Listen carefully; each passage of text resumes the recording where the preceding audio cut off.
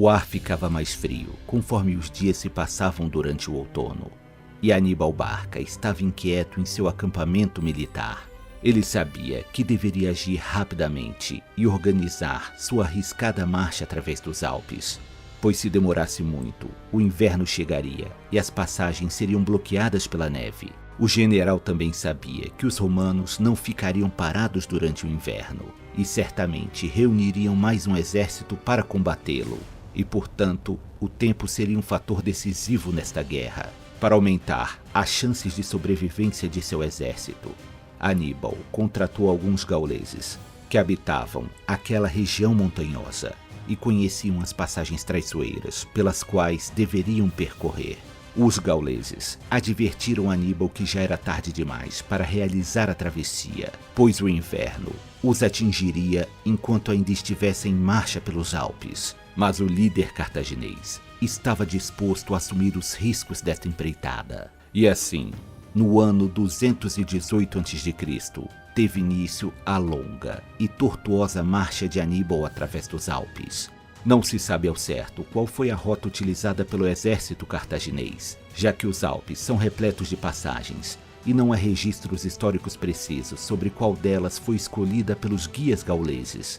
As condições climáticas e o terreno montanhoso também tornam difícil o trabalho dos arqueólogos em busca de evidências concretas. Uma das teorias mais aceitas é de que o exército cartaginês atravessou uma região conhecida como Passo do Pequeno São Bernardo, que fica a 2.188 metros de altitude e que nos dias atuais está localizada na fronteira entre a França e a Itália. O fato é que o grande exército composto por guerreiros cartagineses, númidas, líbios, ibéricos e gauleses foi capaz de cruzar aquele território inóspito. Além dos soldados, ainda havia centenas de animais de combate e de carga, que eram usados para carregar as provisões do exército como comida e materiais para os acampamentos.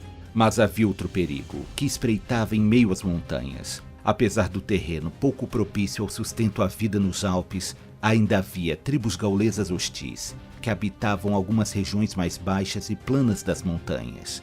O exército de Aníbal foi emboscado por uma dessas tribos ainda durante a marcha pelos Alpes e sofreu grandes perdas, principalmente de animais de carga, já que os bárbaros montanheses estavam em busca de roubar as armas e armaduras que eram transportadas. Aníbal conseguiu organizar uma linha de defesa e foi capaz de repelir os inimigos, mas tal ocorrido abalou a moral do exército cartaginês.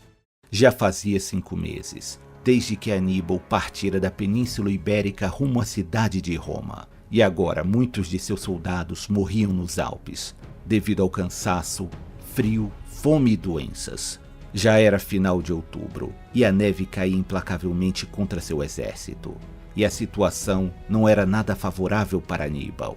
Para motivar seus soldados, Aníbal fez uso de seu talento na arte da oratória e os convenceu de que já estavam próximos da planície Padana, uma região que fica ao norte da Itália e por onde passa o rio Pó. Impelidos pela necessidade de continuar em movimento e na esperança de logo estarem em terreno plano, os soldados continuaram a marcha, mas as dificuldades ainda estavam longe de terminar. Muitas das passagens pelas quais o exército cartaginês contava para atravessar os Alpes estavam bloqueadas por grandes rochas ou deslizamentos de neve.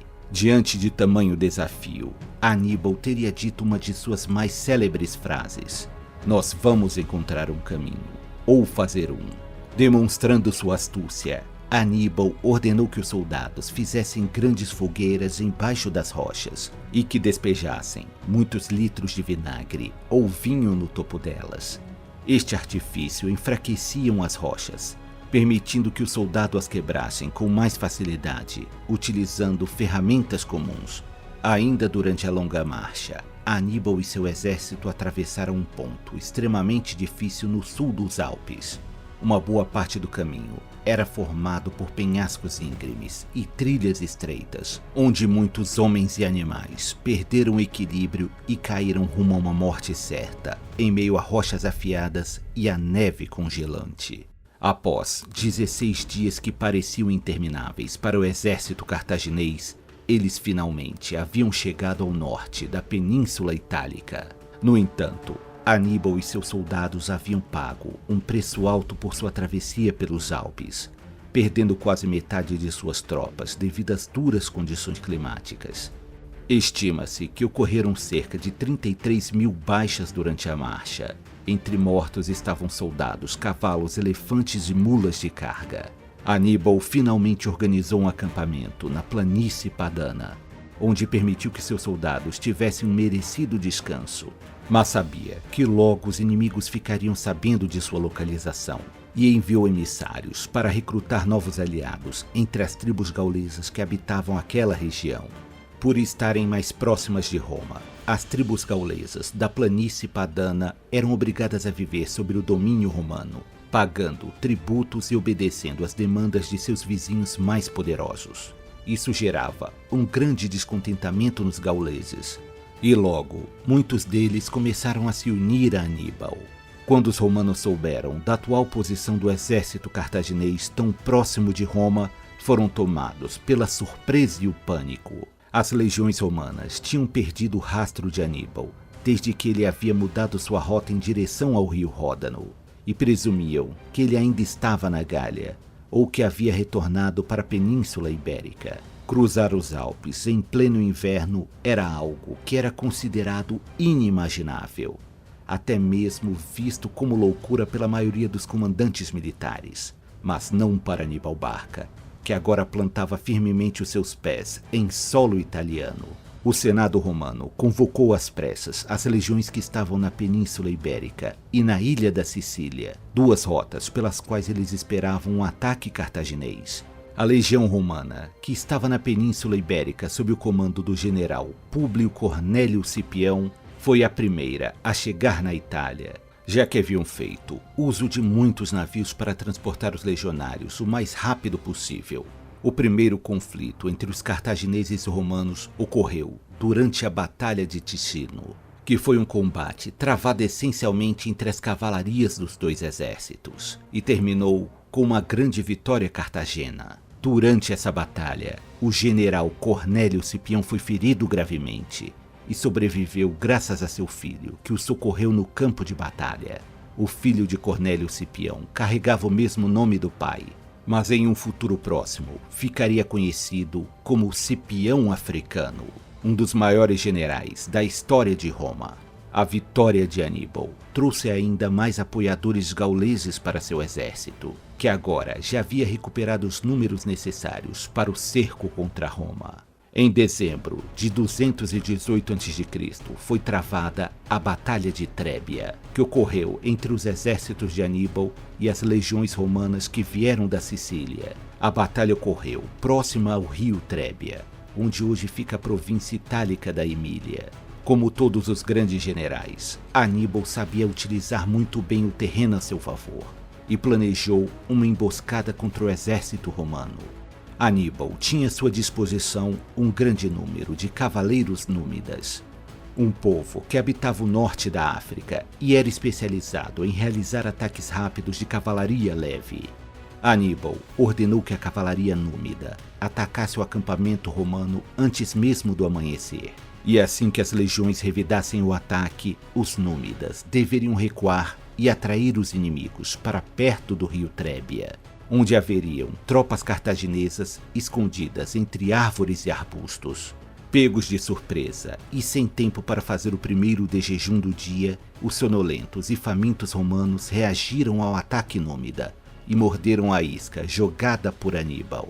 Eles foram emboscados em um terreno lamacento e com pouco espaço para formarem as típicas formações romanas. Algumas tropas romanas tentaram cruzar o rio para chegar até o acampamento de Aníbal, que estava na outra margem, mas as águas dificultavam a movimentação e eles acabaram se tornando alvos fáceis para os fundeiros e lanceiros cartagineses.